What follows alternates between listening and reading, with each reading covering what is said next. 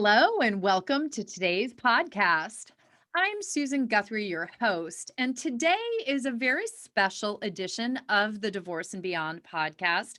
I have a new friend with me. I met her recently when I did an author event with our friend Jill Scherer Murray. Many of you probably remember Jill's episode on the unstoppable power of letting go. So I was doing her event, and one of her fellow authors was also there, and I met Cindy Rasicot, and we didn't have much of a chance to speak then, but since then we've spoken, and I've had an opportunity to read her book. So Cindy's joining us today. I think this is going to be a really fascinating journey for you, my listeners. Whether you're going through divorce or any changes, or just to hear Cindy's Cindy's path through a spiritual journey. So, let me tell you a little bit about Cindy. She's a writer and a retired psychotherapist, and I can see little elements of retired psychotherapist in the book, definitely, having dealt with psychotherapists for so many years in my career. But she is also the author of Finding Venerable Mother, a daughter's spiritual quest to Thailand. So this is the book. I've read it twice now. You know, I love reading books, and this one was honestly such a pleasure to read. It's first off a very easy read. It's one of those reads where you get into the story, and I read it again for the second time yesterday in the one day. It's not a difficult read, and it's so enjoyable. It really transports you to Thailand, which is I was telling Cindy that's one of my bucket list places, and I think I might get there next year. The book is a #1 bestseller on spirituality and on Amazon, and an International Book Awards finalist. So we'll be talking about how you can find the book, but today we're going to talk to Cindy about some of the lessons in the book. Again, whether you're going through divorce or not, the lessons in the book, the messages in the book, and Cindy's own spiritual quest, I think has something for all of us. So Cindy, thank you so much for joining me. A pleasure to be here. So one of the things that I just found really interesting about the book is you didn't really set out to write a book. This, I think, started as an article that sort of built out, and the article just started as something to do while you were in Thailand. You found yourself in a situation where you had a lot of free time, and so I just would love to hear a little brief description of how the book came to be. Sure. Well, let me just give a little background to the context to the book. My then husband and my 13-year-old son and I moved to Thailand in 2005. We were there for 3 years while my husband had an expat assignment. Basically, if you've ever had that experience of going to a new culture, it kind of throws you at first because you're away from all your friends and family. You don't have, if you were working before, you don't have the ritual and the structure of your job. So basically, I went looking for something to involve myself in. And there's a lot of different volunteer opportunities. But one thing I did was attend a conference first thing, and it was a aid to women in development. And I attended a conference called Faith, Feminism, and the Power of Love. And in that conference, there was a panel between two women who were very kind of in a tough debate with each other about the value of Islam in the lives of poor women.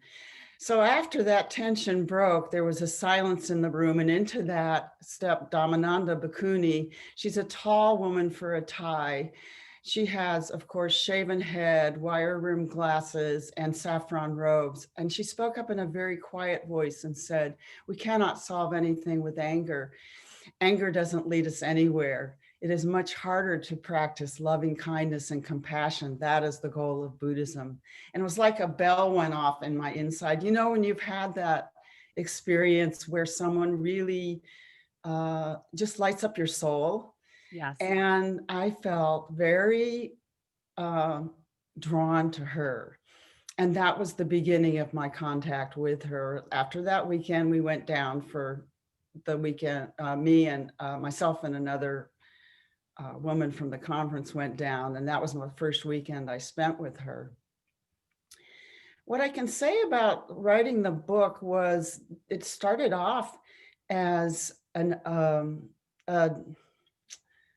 was really drawn to Dammananda for her strength and her courageous stance. She was the first woman to be ordained in Thailand in the Thai Theravada tradition, because to this day, they don't allow women to be ordained. And the BBC named her in October, just a year ago, one of 100 of the most influential and important women in the world for her work in this area. So I felt I really want to share the beauty and value of my teacher. So I started writing a biography about her. But when I did write this, and by the way, this was when I was going through mediation and divorce, it was the year of 2019. My editor, developmental editor, said, I think you're writing more about your relationship to her than about her life. And so that seemed to be the launching point that I had. I wanted to write about her, and I did to some degree, but it was more about my, as you said, my spiritual journey. So that's how the book came to be written. And I've always wanted to write a book. And within the framework of what I wrote was something Dammananda said: in order to heal as a woman, you need to heal the mother-daughter relationship. And that was an exploration I did throughout this book. And I wanted to provide hope and healing to women to understand that they too, if you had a fraught relationship with your mother for any reason, they too can heal the mother-daughter relationship through the love, unconditional love and acceptance, in my case, of a spiritual mentor. People have many different mentors in their lives: an aunt, a friend, a sister, a cousin, someone who really is there for you in a difficult time and really loves you unconditionally. I think that's kind of the key to it. So Yeah. I Well, really kind and of rambled there. no, because well, and I think that part of it is that there are so many lessons in the book. I was jotting down some of my thoughts as I was reading it again yesterday, and it's about change, whether that change is welcome or not. It's about fear. It's about issues of family of origin. You mentioned the mother-daughter relationship, but I think there's powerful messages in here for men as well. Right. Your journey happens to be a woman's journey, but I think that some of these lessons are so powerful. And even the power of letting go, to harken back to our friend Jill. So one of the Right. things that and people may remember this from my interview with Jill when we talked about her book Big Wild Love, was that there's so much that for an interview it's very hard to hit on everything that I would love to talk about in the book. In Jill's case, I picked on one chapter. Here, as I went through the book, there were 3 sort of paragraphs in different locations in the book that spoke on topics that, for me, I think will really reach out to the people who are listening. Whether, again, they're going through divorce or any other change or fear or letting go or just looking for that spiritual journey or path for themselves. So what I'd like to do is just read each one of those paragraphs and then get your input, because the words are also, I want people to sort of hear your words in the book. It's so beautifully written. And I know it's normally the author who's reading, but what I'd love to get is your input on these passages.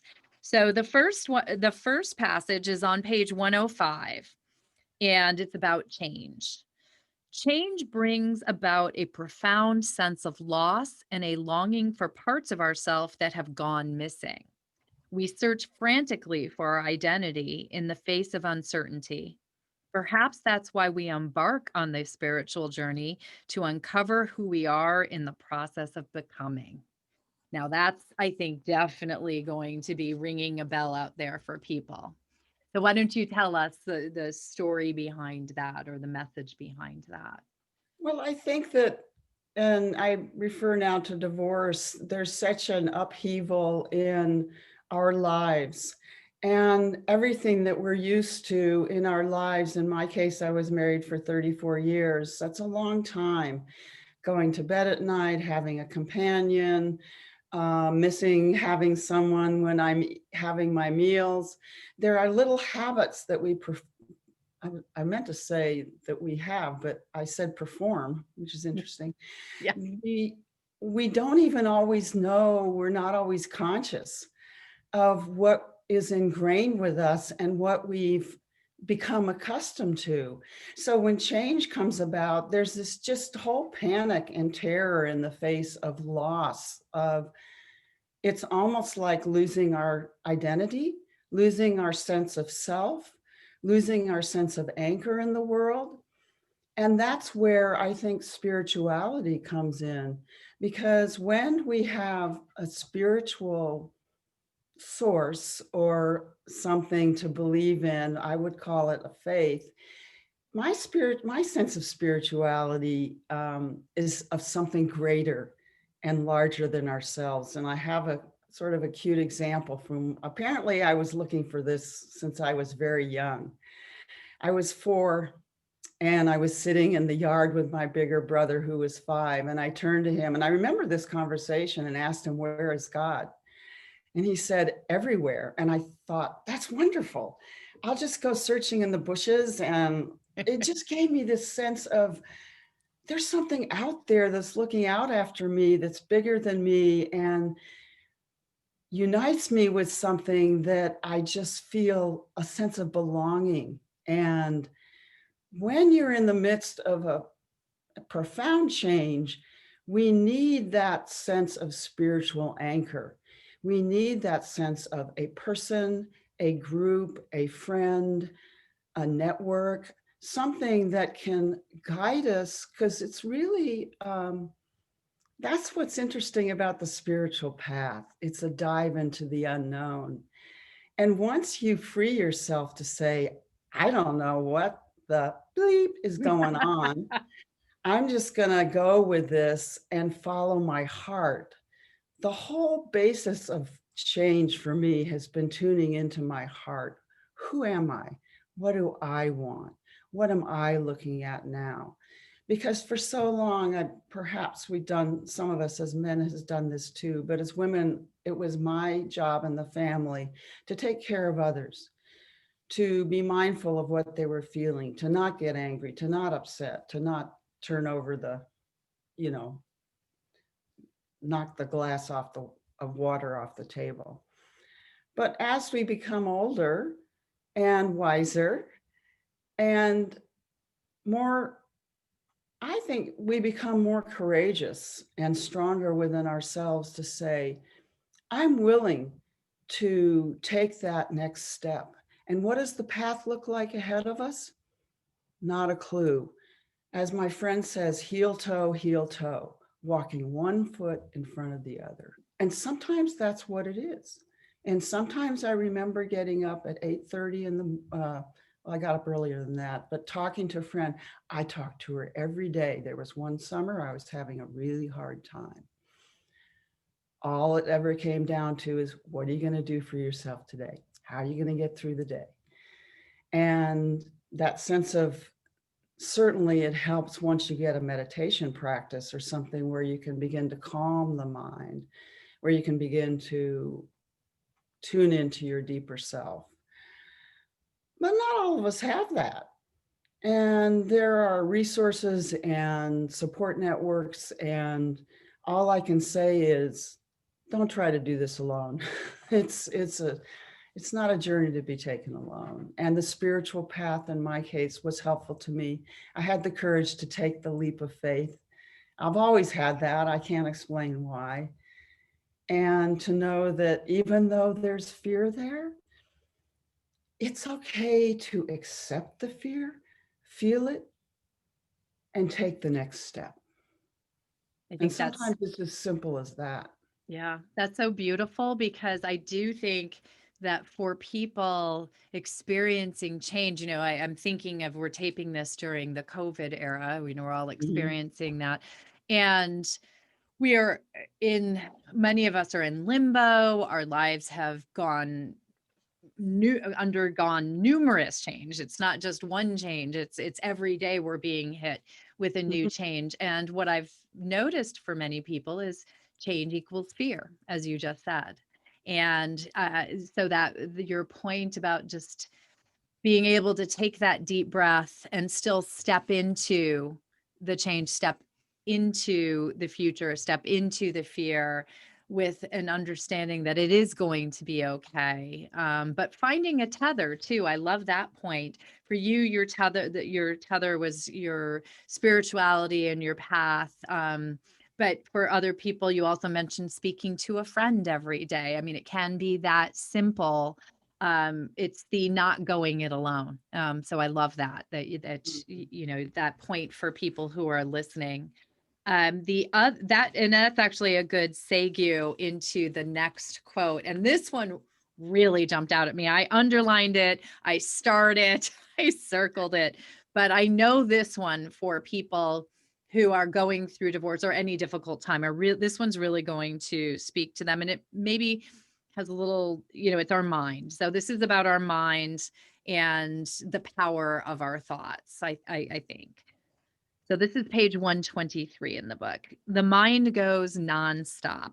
If the mind dwells on something really heavy, she explained, the body cannot carry it. Something that hurt us 5 years ago, the mind still dwells on it. It is the mind that makes us happy or suffer. This is how the untrained mind behaves, feeling the painful experience again and again. And this is something I mentioned to you before we started taping.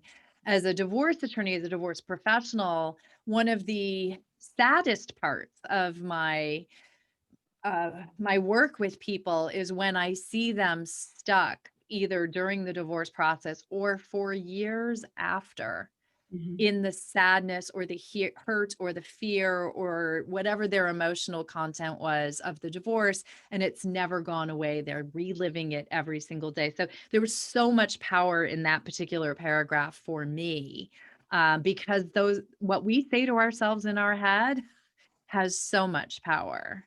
So I'd love to hear your thoughts on that. Well, I think what came up for me is that the pain is real. The pain of loss and suffering is real. And so much so that what I see in some people, they don't have the wherewithal for whatever reason to feel their grief. And I think grief is a natural process of loss.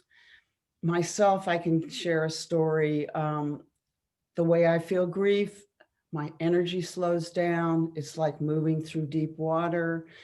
Um, you don't feel your normal self. You're not as spontaneous or happy or lively. If we try to short circuit that process, I think there's a tendency to get stuck in it for years. I can't say that for sure because I don't know, I'm just giving thoughts off the top of my head. But basically, there's two sections to this answer. One is, please do take the time if you need support to feel your grief and loss, feel that. People who rush into new relationships, it's hard, because it's hard for that relationship to succeed because there's a lot of unresolved feelings that haven't had a chance to manifest. We're human after all. We need to feel the sense of feelings and loss and go through that process. But then once we have felt those feelings, there's also a tendency, I think of the mind like a hamster in the brain.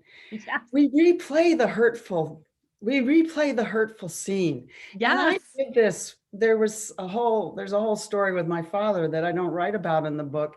But when Dammananda was speaking to me, I think what she said, the whole quote was, when you look into the water, deep into the water, and you see the quiet pool of your reflection, you'll be able to, excuse me, you'll be able to say, oh, I know you, I recognize you, I don't need you anymore, and let go. And that's what happens with a very insightful teacher. They read you without you knowing it and give you tips that will help you. But I think what I'm saying is, at some point, it is important to move on, because otherwise we suffer. We hold on to that painful feeling, and the pain drags us down. I'm taking a new meditation class, and one of the things we're looking at again is habits of mind, thoughts that keep recirculating. It's just as easy to go out, take a walk, see a flower. I remember Dammananda saying this also.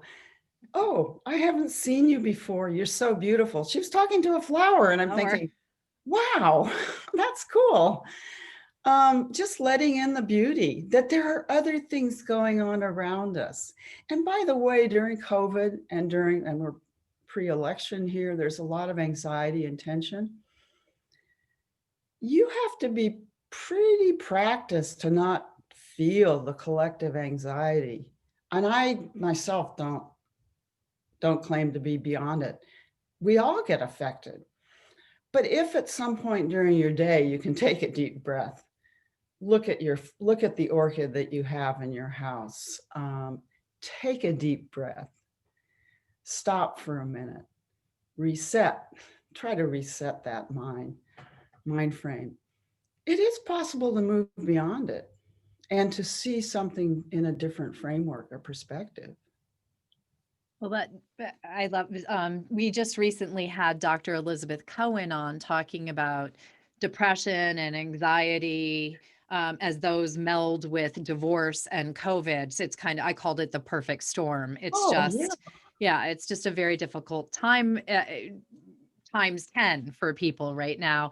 And she Right. talked about something very similar. She said, if you're feeling that anxiety and that fear in that moment, the one thing you can do for yourself is remind yourself, one, you're safe in this moment right now as you sit here, and then feel, just feel where you are, feel your feet on the floor and your tushy in the chair, Right. and know that in this one moment you're okay. And it was powerful. And this running dialogue in our minds brought up something for me that I hadn't even realized I had been doing, but it made me think of it. And it's one of the reasons why I think I circled this so much, beyond the fact that I work with people so often who are stuck in the hamster wheel of thoughts about their divorce. I recently went through, well, not so recently, but I moved to a place that I didn't particularly want to move to.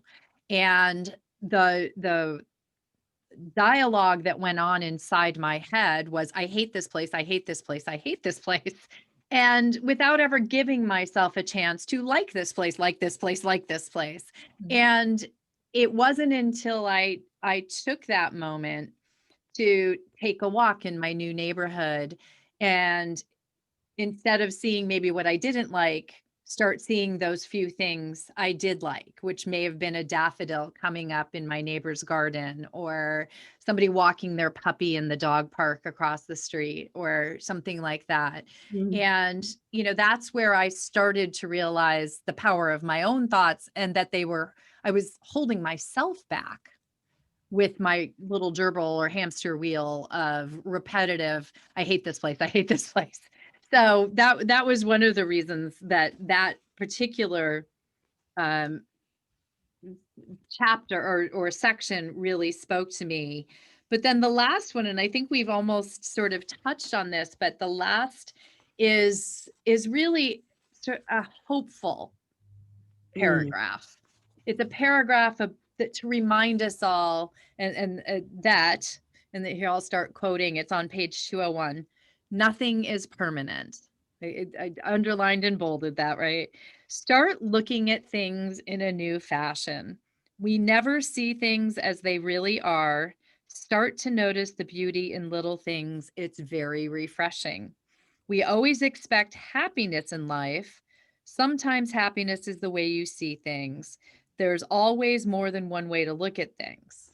And Yes. that's, sort of what we were just talking about, but it's also maybe a a thought for people to hold on to, that if they're in fear in the moment or in grief in the moment, nothing is permanent. This will pass. And I think you've experienced that yourself recently, with the journey of your divorce. I know you mentioned in an article you wrote for divorced moms that I'll link to in the show notes, that it took time and a belief in yourself to move past the fear. Yes, and it did. I think I was in fear, and I mean panic, for about 6 months. And you know what happened? I lived through it. Nothing is That was permanent. that was my conclusion. Yeah. And it just did. And I remember my therapist saying to me, because I was debating whether I would want to leave or not, and it was a big decision after 34 years. And finally, and she said, "Don't worry, you'll get when you get clear, you'll know." And it was true. I felt it within all my being. Um, but also, what I wanted to say is that fear and faith, I think, kind of go hand in hand. And one of the messages that I wanted to get across in this book, and here's the challenge for us today. How do we maintain an open heart? How do we go forward with an open heart in the face of all these challenges we've talked about? COVID, we're getting bombarded all the time. What do we do when Daily. we're getting bombarded? We constrict. How do we maintain an open heart and an open mind and go forward? That was the beauty of my spiritual teacher. That's what she taught me. Um, there is something about going forward with a truly open heart that allows us to find love, forgiveness, and faith in a way that isn't possible when we're closed down. And it's not exactly a choice. It's not exactly a conscious choice, but it's something that we can be aware of when we're, like you were saying, negative thoughts, those negative thoughts, when we're frightened and scared. Tune in, slow down. One of the things that I was taught, and this is the most difficult thing for all of us, is how to stay in the present, because present time is all we have. And, people say that, and I want to say, it's not that easy. Not. It's not that easy. We're No. constantly in the future or in the past, but that's what can help us guide us forward, is that heel toe, heel toe. Feel your foot on the ground. Take a walk around your neighborhood, just like you did, and try to find the beauty in what is around us, because that therein lies our hope. I think we all care. Well, I can't speak for everyone, but most of us want a peaceful, joyful world to walk in. And by modeling that open frame of mind, I think people respond. I notice when I'm having a really good day, when I'm feeling really open, people light up when you light up. Mm-hmm. And that's about all we have. We just have ourselves and what we can aspire to. And it's not always possible. There are moments when we feel just total despair, and I understand that. But there are also moments that we can hang on to when we're feeling okay, even happy, even joyful. And that's to be celebrated. It reminds me, I had a therapist once several years ago who would talk about benchmark moments. Mm, And he would always say, when something happens and you're having one of those moments, whether it's a little burst of joy over looking out the window and seeing the sunrise, or a hummingbird float by, or whatever it might be, or a truly joy, some big event in life, he said, but just notice them in your mind, that this is a benchmark mark moment. My husband and I will still do that and say that out loud to each other when we're doing something. We'll go, "Oh, this is a benchmark moment." mm, And there's something to hold on to when they're less than benchmark moments going on in our lives as well. Mhm. Those little moments of joy or a little burst. The therapist, I think, called them bursts of joy, and I liked that. I was like, that's That's fantastic. And you beautiful. start to recognize it more and find more of them. I think it's like where people say to do each night to find 5 things that you're grateful for. And Hmm. then as I started to do that, I found more things to be grateful for. And during my day, I would go, oh, that's something that I'm going to put in my gratitude journal tonight. And I would start to be recognizing gratitude throughout my day.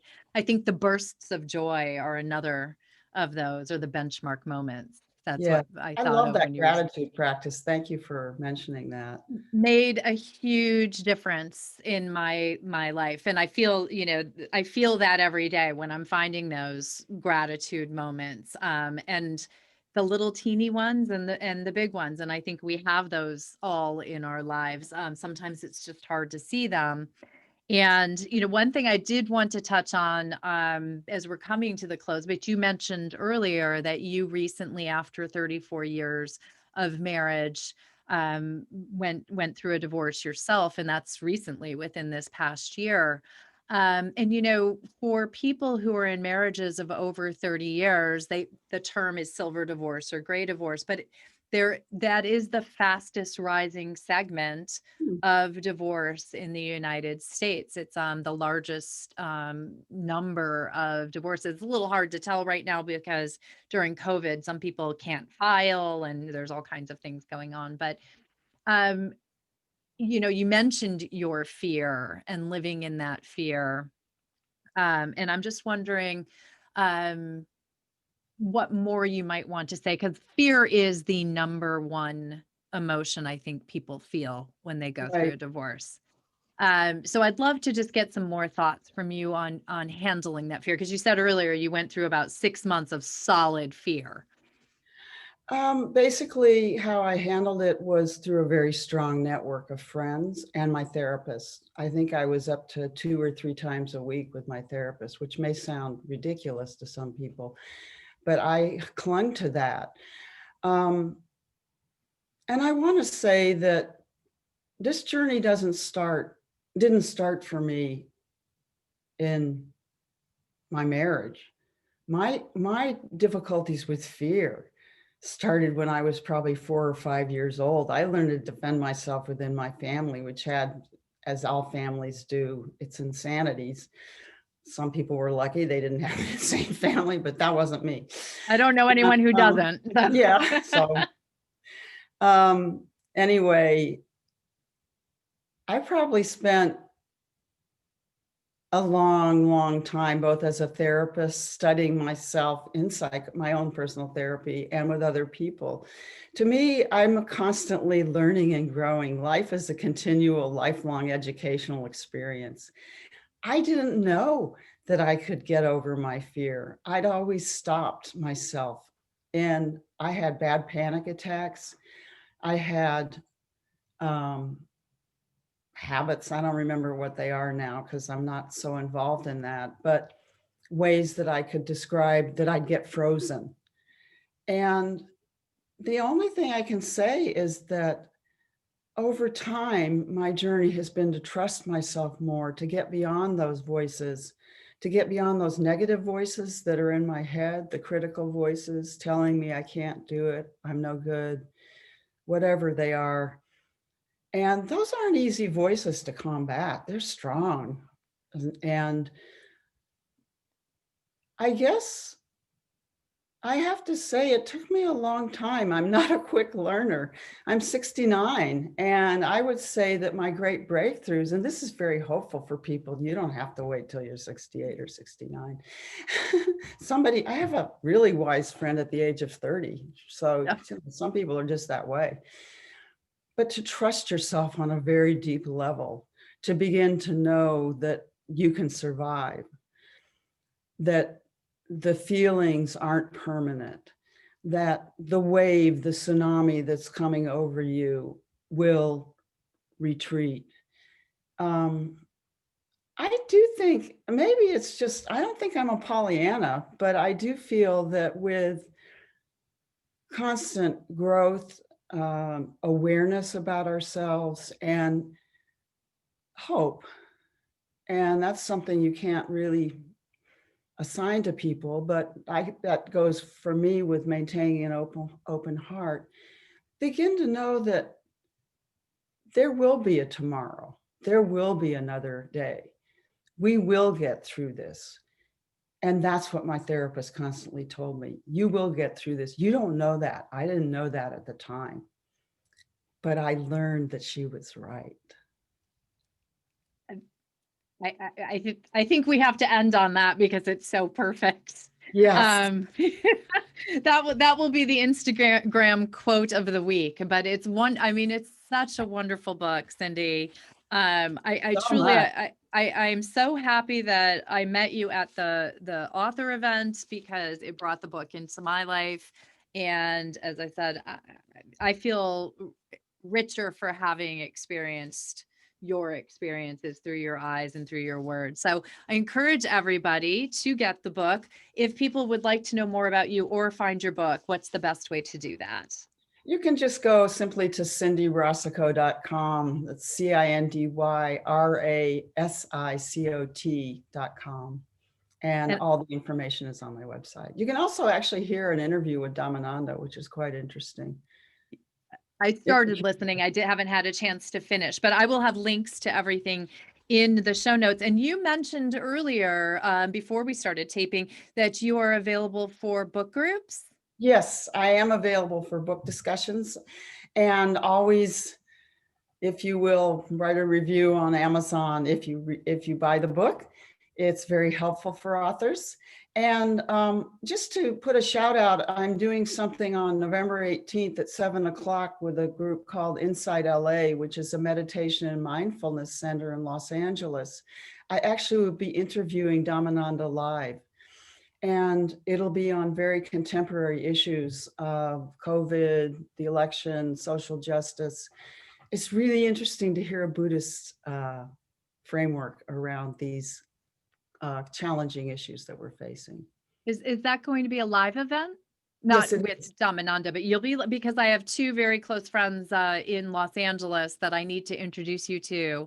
Libby Lydecker Dayakar, who is a Kundalini yogi, and Oh, everyone out there who's listening knows my friend Kate Anthony, who's the host of the Divorce Survival Guide podcast, and they both live in Los Angeles, and I think they'd be fascinated. So, Kate and Libby, if you're out there, I'll be introducing you because I think they'll be fascinated, and I'll put a link to the event in the show notes as yeah, well. I'm not sure it's up yet, but it will be. I'll email you when it Okay. gets up, so don't worry about it. Yeah. Okay, and we'll put it out on the Divorce and Beyond Instagram as well. So if people Great. are looking for it, go to follow at Divorce and Beyond on Instagram, and we put everything out there. So Cindy, thank you so much. Thank you This so was a much. wonderful experience from start to finish for me, and I'm truly grateful for your book and your Thank you experience. So so thank you. much. I'm just delighted and appreciate your feedback.